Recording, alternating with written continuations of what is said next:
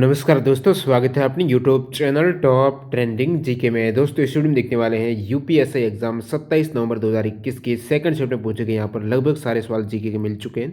साथ ही साथ कुछ हिंदी के क्वेश्चंस भी रहने वाले हैं, जहाँ से आपको सिर्फ सवाल मिलेंगे, आंसर अपने अकॉर्डिंग देख लेना।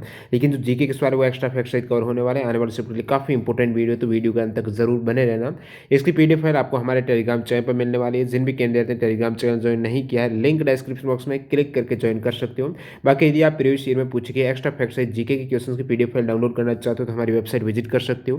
वीडियो के सबसे नीचे डिस्क्रिप्शन बॉक्स में आपको डेमो वीडियो की लिंक मिल जाएगी, कैसे डाउनलोड करनी है। इन सभी कैंडिडेट का बहुत बहुत धन्यवाद जिन्होंने रियल और ऑथेंटिक सवाल जो सेकंड शिफ्ट है वो टेलीग्राम पर सेंड किया। आप भी अपने शिफ्ट में पूछे गए सवाल भेज सकते हो, इसके लिए आपको टेलीग्राम से जुड़ना होगा। तो यहाँ पर सेकंड शिफ्ट की ये इंपॉर्टेंट सवाल कंटिन्यू करें उससे पहले मैं आपको बता दूँ, आप किसी भी कॉम्पिटिटिव एग्जाम्स की तैयारी करते हो, चाहे रेलवे, एसएससी, बैंकिंग, डिफेंस हो गया, या फिर अदर आपके यूपीएससी है, कांस्टेबल वगैरह, कोई भी स्टेट या सेंट्रल गवर्नमेंट एग्जाम्स की भर्ती हो, इन सभी के लिए टेक्स्ट बुक पर एक ही पास के अंतर्गत आपको मॉक टेस्ट अवेलेबल हो रहे हैं। अभी यहाँ पर आपके लिए गोल्डन अपॉर्चुनिटी ये है कि आपको जो ऑफर मिल रहा है, जहाँ पर 12 मंथ की बजाय 14 मंथ की वैलिडिटी यानी 6 मंथ की एक्सटेंडेड वारंटी, साथ ही साथ 120 रुपये का और डिस्काउंट मिल रहा है यदि आप ये टीटीजी के कूपन कोड यूज़ करते हो। तो टीटीजी के कूपन कोड यूज़ करने पर आपको ये मॉक टेस्ट है ये 280 रुपये में 18 मंथ की वैलिडिटी में सारे एग्जाम्स के मॉक टेस्ट है ये अटेम्प्ट कर सकते हो।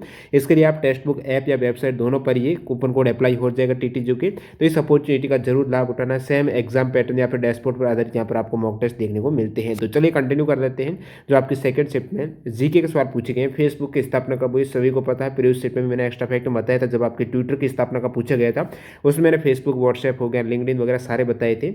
फेसबुक की स्थापना की बात करें 2004 में हुई है। इससे पहले एक सवाल पूछा गया है यूपीएससी में, फेसबुक का पहले रियल में नाम क्या था। फेस मास्क था, जो कि 2003 में था। 2004 में ये मार्क जुकरबर्ग के द्वारा फेसबुक इसका नाम रखा गया है। और अभी यहाँ पर नाम का बदलाव और हुआ है। अक्टूबर 2021 में फेसबुक का नाम रख दिया गया है मेटा। ट्विटर की स्थापना इससे पहले पूछा हुआ 2006 में ट्विटर की स्थापना हुई, यानी फेसबुक के 2 साल बाद ट्विटर की स्थापना। उसके बाद यहाँ पर फेसबुक की 2004 में, और 6 साल बाद इंस्टाग्राम की हो गई। 1 साल पहले इंस्टाग्राम से व्हाट्सएप की, 2009 में व्हाट्सएप की, 2010 में इंस्टाग्राम की हुई है। यूट्यूब की हुई है 2005 में, स्टीव चैन के द्वारा यूट्यूब को फाउंड किया गया है 14 फेब को। अगला सवाल देखते हैं, किस देश को साम्राज्यों का कब्रिस्तान कहा जाता है। मतलब जितने भी साम्राज्यों ने कोशिश की अफगानिस्तान को हराने की, लेकिन वो वहीं पर धूमिल हो गए, यानी ये कब्र बन गई उन साम्राज्य को, आप कह सकते हो, कोई भी हरा नहीं सका। तो साम्राज्यों का कब्रिस्तान कहा जाता है अफगानिस्तान को। नेक्स्ट सवाल, प्रधानमंत्री को उसके पद की गोपनीयता की शपथ कौन दिलाता है। राष्ट्रपति के द्वारा प्रधानमंत्री और केंद्रीय मंत्रियों को पद और गोपनीयता की शपथ राष्ट्रपति दिलाते हैं। पोषाहार स्तर और जीवन स्तर को ऊंचा करने तथा लोक स्वामान्य का सुधार करने का राज्य का कर्तव्य किस अनुच्छेद में है। तो पोषाहार स्तर का पूछा है, जीवन स्तर ऊंचा करने के लिए जो कर्तव्य हैं डीपीएसपी में, ये आर्टिकल 47 के अंतर्गत आ जाता है। नाबार्ड की स्थापना आपको पूछा है। नाबार्ड यानी national bank for agriculture and rural development, इसकी स्थापना 1982 में हुई है। वर्तमान में अध्यक्ष है नाबार्ड के जी आर चिंताराम। इसी प्रकार फिक्की की स्थापना से काफी बार एग्जाम में सवाल आता तो 1927 में हुई है। फिक्की यानी federation of Indian chambers of commerce and industry हो जाएगा। अगला सवाल देखते हैं यहाँ पर, जमा बीमा और ऋण गारंटी निगम है जो deposit insurance and credit guarantee corporation है, ये किसके द्वारा संचालित और पूर्ण स्वामित्व वाली कंपनी है। तो ये भारतीय रिजर्व बैंक के द्वारा संचालित है। जमा बीमा और ऋण गारंटी निगम है। वैसे इसकी स्थापना है 1978 में हुई है, जब दो अलग अलग थे, जमा बीमा निगम और credit guarantee corporation of India limited, इन दोनों को मर्ज होने पर यह बन गया जमा बीमा और गारंटी ऋण गारंटी निगम। 1978 में भारतीय रिजर्व बैंक के अधीन ये कार्यरत है। अगला सवाल देखते हैं यहाँ पर, अखिल भारतीय विधिक सेवा का निर्माण किस कॉन्स्टिट्यूशन अमेंडमेंट से जोड़ा गया है। अखिल भारतीय विधिक सेवा का निर्माण है ये 42वें संविधान संशोधन 1976 के तहत आर्टिकल 312 में ये अखिल भारतीय जो विधिक सेवा है इसका प्रावधान 1976 में किया गया है 42 कॉन्स्टिट्यूशन अमेंडमेंट में। स्टार्टअप इंडिया किस मंत्रालय के द्वारा संचालित पहल है। तो ministry of commerce and industry मंत्रालय की ये स्टार्टअप इंडिया पहल हो जाएगी, जो वाणिज्य मिनिस्ट्री है। घोषणा इसकी की थी 15 अगस्त 2015 को मोदी जी के द्वारा। चुनाव आयुक्त का कार्यकाल कौन बढ़ा सकता है, राष्ट्रपति हो जाएगा। एक सवाल पूछा गया, मुख्य निर्वाचन आयुक्त के अतिरिक्त जो उप चुनाव आयुक्त है उनकी नियुक्ति कौन करते हैं। तो चुनाव आयोग के द्वारा नियुक्ति होती है। उमेश सिन्हा है, इनके वर्तमान में ये उप चुनाव आयुक्त हैं। और भारत के संविधान के आर्टिकल 225 224 2 में क्या कहा गया है कि जो मुख्य निर्वाचन आयुक्त के अलावा जो निर्वाचन आयुक्त इन दोनों की नियुक्ति राष्ट्रपति के अधीन आती है। अगला सवाल देखते हैं यहाँ पर, SC/ST के लिए पदों एवं सेवाओं में आरक्षण का प्रावधान संविधान के किस अनुच्छेद में है? तो SC/ST के लिए जो भी पद हैं, सर्विसेज है, गवर्नमेंट वगैरह, तो इनमें आरक्षण का जो प्रावधान है आर्टिकल 16 में मिलता है। स्पेशल 16(4)(4)(क) और 4(ख) में पद और सेवाओं में आरक्षण का प्रावधान है SC/ST के लिए। साथ ही साथ बात करूँ, आपको पूछ रहे हैं शैक्षणिक संस्थानों में आरक्षण का प्रावधान है, वो आपको SC/ST के लिए ये शैक्षणिक संस्थानों में आरक्षण का प्रावधान अनुच्छेद 15(4) में है। आपको पद सेवा का पूछा तो 16 में हो जाएगा।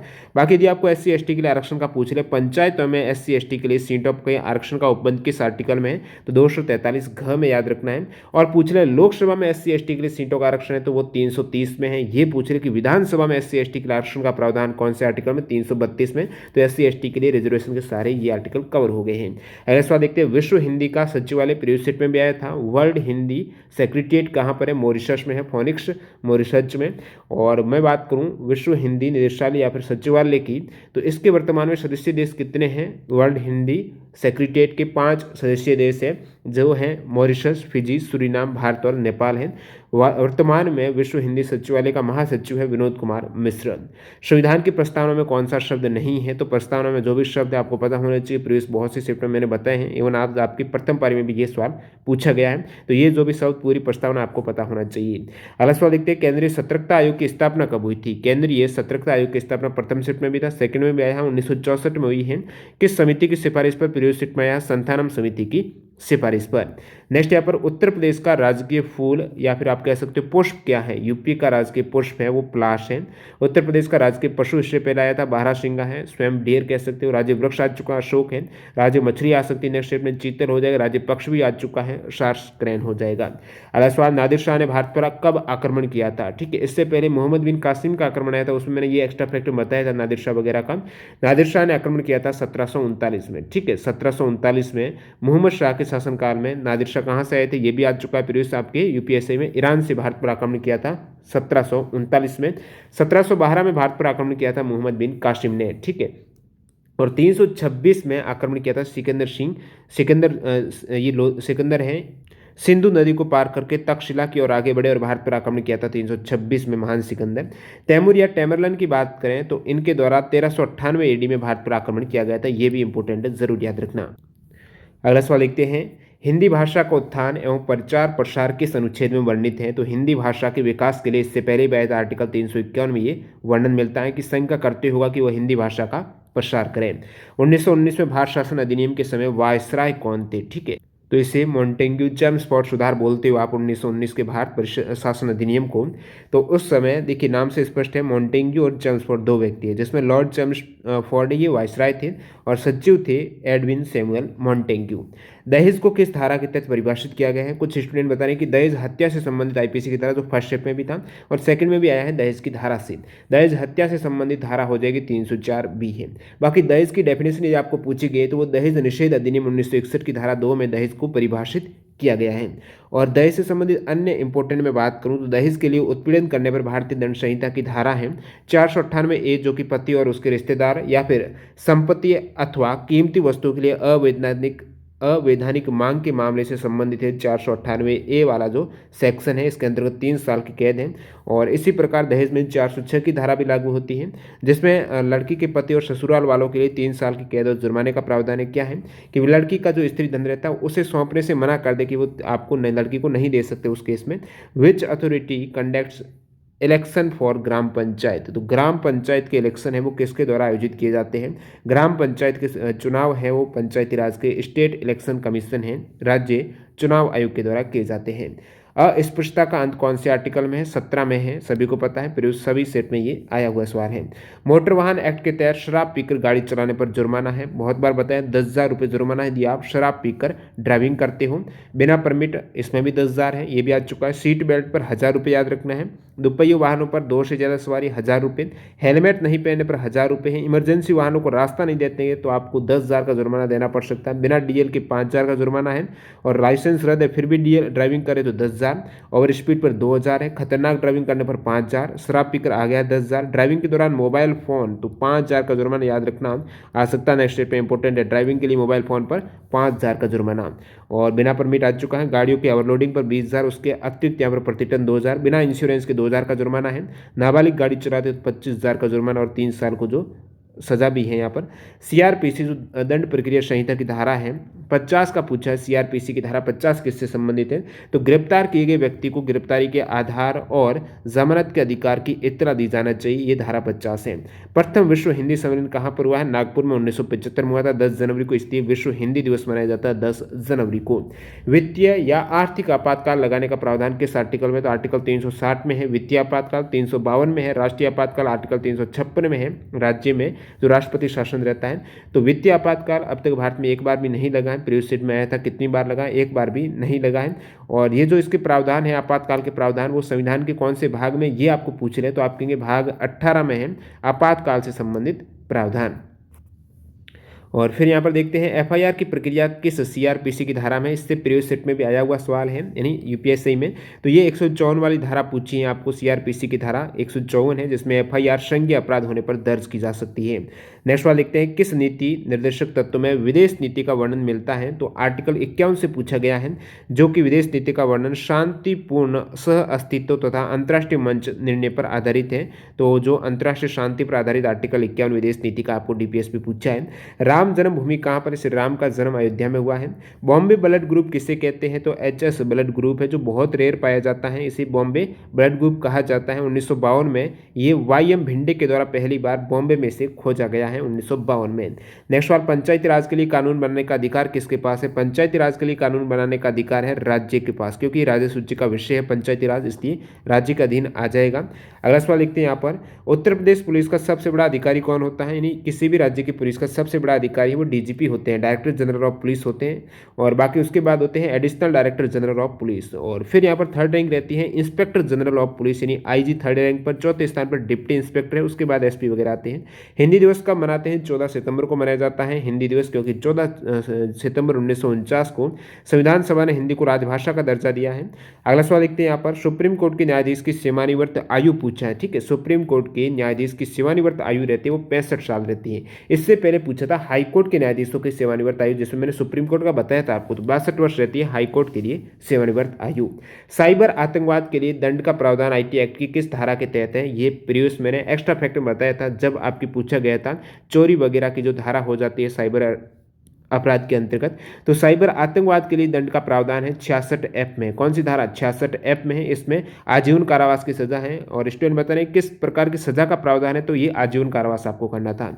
नेक्स्ट वाला देखते हैं, साउथर्न रेलवे का हेडक्वार्टर कहाँ पर है, चेन्नई सेंट्रल है साउथर्न रेलवे का हेडक्वार्टर। 18 जो रेलवे जोन है, जिसमें लास्ट 18 बने, पहले 17 थे, तो साउथर्न कोस्ट रेलवे 18वां बना है, जिसका हेडक्वार्टर है विशाखापट्टनम। बाकी जितने भी 18 रेलवे जोन है उसका मुख्यालय आपको पता होना चाहिए। सेंट्रल रेलवे मुंबई में है, कोंकण रेलवे का नवी मुंबई में, नॉर्थर्न का दिल्ली में है, नॉर्थ सेंट्रल का प्रयागराज में है, नॉर्थ ईस्टर्न का गोरखपुर में है, और नॉर्थर्न फ्रंटियर रेलवे है ये मालीगांव गुवाहाटी में है, नॉर्थ वेस्टर्न रेलवे जयपुर में है एनडब्ल्यूआर का, ईस्टर्न रेलवे ईआर कोलकाता है, ईसीआर यानी ईस्ट सेंट्रल रेलवे हाजीपुर में है, ईस्ट कोस्ट रेलवे है भुवनेश्वर में, southern railway Chennai, south central है सिकंदराबाद, फिर साउथ कोस्ट रेलवे है Visakhapatnam, south eastern railway Kolkata. ये सभी हेडक्वार्टर आपको जरूर पता होना चाहिए। और वेस्ट सेंट्रल रेलवे का मुख्यालय कहाँ पर है, जबलपुर में, ध्यान रखना। अगला सवाल, where is Noida software technology park situated, कौन से राज्य में नोएडा सॉफ्टवेयर टेक्नोलॉजी पार्क है, तो ये नोएडा उत्तर प्रदेश में है। अगला सवाल, 2 या 2 से अधिक अवयवों के समांगी मिश्रण को क्या कहते हैं, विलेन की डेफिनेशन का पूछा है। एक और डेफिनेशन पूछी गई है,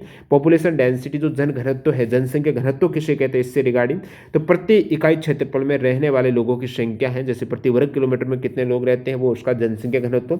और 2011 के सेंसस की बात करूँ, सर्वाधिक जनसंख्या घनत्व जो राज्य है वो है दोस्तों बिहार का है, ठीक है। इससे पहले अरुणाचल प्रदेश का पूछा गया, सबसे कम किसका है, तो बिहार का सबसे अधिक है, पश्चिम बंगाल में, उसके बाद सेकंड फिर केरल में रहता है थर्ड, और यूटी में यूनियन टेरिटरी में सबसे ज़्यादा दिल्ली का, फिर चंडीगढ़ और पुदुचेरी का नंबर आता है।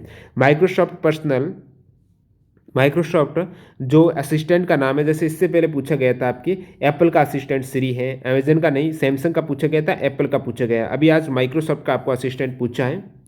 तो कोर्टना है ये माइक्रोसॉफ्ट का पर्सनल असिस्टेंट है। अमेजन का एलेक्सा याद रखना है, सैमसंग का बिक्सबी है, और शाओमी का जो पर्सनल असिस्टेंट है उसका है शाओ आई कहा जाता है इसे। National legal service authority of India की स्थापना कब हुई है? तो इसकी स्थापना 1995 में हुई है। यदि आपको एक्ट का पूछा है, लीगल सर्विस अथॉरिटी एक्ट है तो 1987 में, और legal service authority of India की स्थापना 9 नवंबर 1995 में की गई है। और दोस्तों यहाँ पर आप कहेंगे ये तो 40 से ज़्यादा जीके कैसे हो रहे हैं, तो इसमें कहीं ना कहीं सवाल है वो रीजनिंग में भी जीके के पूछे गए, इसलिए सवाल थोड़े ज़्यादा यहाँ पर मिल रहे हैं, क्योंकि प्रीवियस सेट में भी इस प्रकार सवाल पूछे गए हैं। अपराधी को गिरफ्तार करने पर किसे सूचना देने की छूट है? तो ये ऑप्शन दे रखे थे, यहाँ पर परिवार ही होगा। राष्ट्रीय मानवाधिकार आयोग के अध्यक्ष और सदस्यों की नियुक्ति कौन करते हैं? नियुक्ति है ये राष्ट्रपति के द्वारा, जो समिति है उसकी सिफारिश पर की जाती है। बाकी अध्यक्ष और सदस्यों का कार्यकाल 3 वर्ष और 70 वर्ष जो भी पहले हो। कौन सी संविधान की 8वीं अनुसूची में भाषा नहीं, जिसमें एक विकल्प राजस्थानी दे रखा, तो जो कि नहीं अभी तक मान्यता प्राप्त। एक दोस्तों उद्योग से संबंधित कोई वाद पूछा, एग्जैक्ट क्या ऑप्शन थे, या फिर जिसको भी आंसर पता वो बता सकते हैं। बाकी जो इंडस्ट्रियल डिस्प्यूट एक्ट है वो 1947 में पारित हुआ है। राजनीति से संबंधित कार्ल मार्क्स का एक कथन आया था। और बाकी परमहंस मंडली कहाँ स्थापित किया गया, इससे पहले कब स्थापित हुआ था? 1849 में हुआ। कहाँ पर हुआ? बॉम्बे में। ठीक है। अब कुछ हिंदी के सवाल जो स्टूडेंट बताए हैं, पान खगाना मुहारा था, एक धर्म एक अफीम, किसी ने कहा इस प्रकार, पुरस्कार किस विधि की रचना है? ठीक है। और फिर सत्याग्रह में समास पूछा था, वर्ण की आवर्ती में अलंकार था, एक सामान्य वर्तमान काल से भी सवाल बता रहे हैं, प्रात काल में उपसर्ग पूछा है, किरण का पर्यायवाची कौन सा नहीं है, पान खिलाना मुहावरा, और यहाँ पर मूर्धन्य कौन सा है वर्ण वो पूछा है। और उसके बाद पूछा है आपको कवित्री है उसका तर्शम पूछा है। ठीक है। और मैं 10 दिन बाद जाऊँगा, इसमें क्रिया विशेषण कौन सा है। और अमेंडमेंट है संशोधन का पूछा आपको, अगर का विलोम क्या है, क्षत्रिय का तद्भव, प्रताप में कौन सा उपसर्ग है, फिर बहिन में कौन सा प्रत्यय है, पूर्वी हिंदी के अपभ्रंश पूछा है, पहाड़ी की भी अपभ्रंश पूछा है, और मराठी भाषा का भी अपभ्रंश ये भी पूछा है। आंसू किसकी रचना है? जयशंकर प्रसाद। द्रविड़ भाषा शैली कौन सी नहीं, बहुत सी सेटों में रिपीट हुआ, ये विकल्प थे, तो इनमें से आपकी कौन सी नहीं है? आप देख सकते हो तमिल है, तेलुगु भी द्रविड़ भाषा शैली में, मलयालम भी है, तो ये मराठी नहीं, बाकी तुल्लू भी है। ठीक है, ये ध्यान रखना है। तो इस प्रकार आज के सेकंड शिफ्ट में पूछे गए 27 नवंबर के लगभग सारे जीके और हिंदी के सवाल कंप्लीट हो चुके हैं। तो इस एफर्ट के लिए लाइक जरूर कर देना। मिलते हैं थर्ड शिफ्ट के वीडियो के साथ। वंदे मातरम। जय हिंद दोस्तों।